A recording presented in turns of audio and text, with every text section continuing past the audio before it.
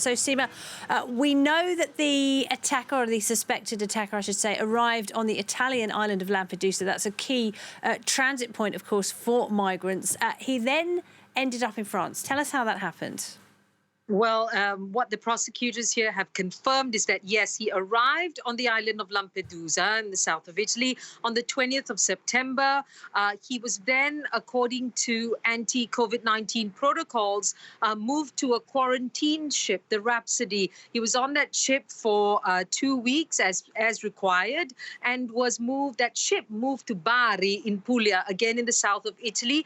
He then tested negative for COVID-19 and was transferred to a migrant reception center sometime in the beginning of October. He was then given a certificate which required him to leave the country in 7 days. Now, that's standard procedure for these migrants that enter the country.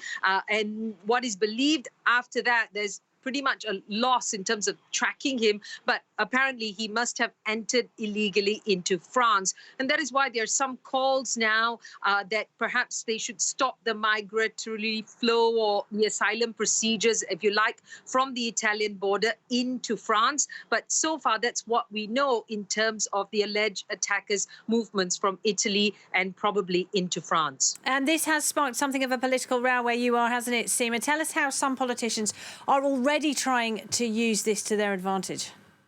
Well, right as when the news of the attack broke here in Italy, you had the Prime Minister, of course, expressing solidarity with France, calling the attack cowardly, and how all of Europe must defend the values of freedom and peace. But you had the former Interior Minister and the leader of the far-right League Party, the anti-immigrant party, Matteo Salvini. He has come out very strongly on social media saying that if this information is true, that the alleged attacker did come from Italy, it's a failure of the current government. The Interior Minister should resign or simply be sacked.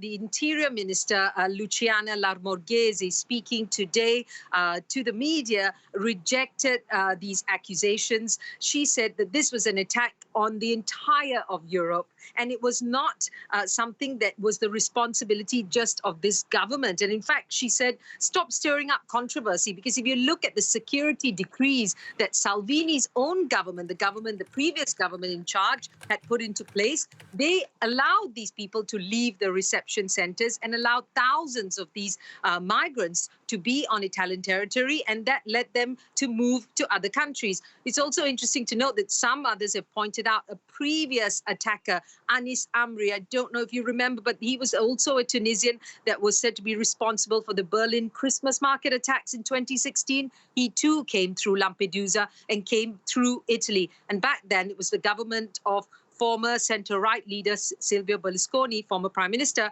and the interior minister at the time was a member of Salvini's own League party. So clearly some controversy here in Italy, each side accusing the other, but it has had political ramifications here in Rome. Seema, thank you very much indeed. Seema Gupta there in Rome.